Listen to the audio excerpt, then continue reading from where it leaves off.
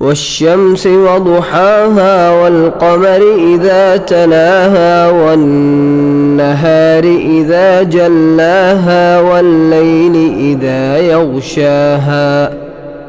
والسماء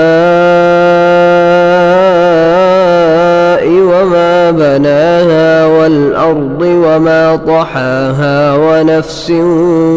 وما سواها فألهمها فجورها وتقواها قد أفلح من زكاها وقد خاب من دساها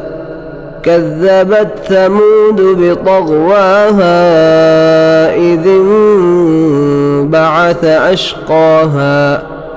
فقال لهم رسول الله ناقة الله وسقياها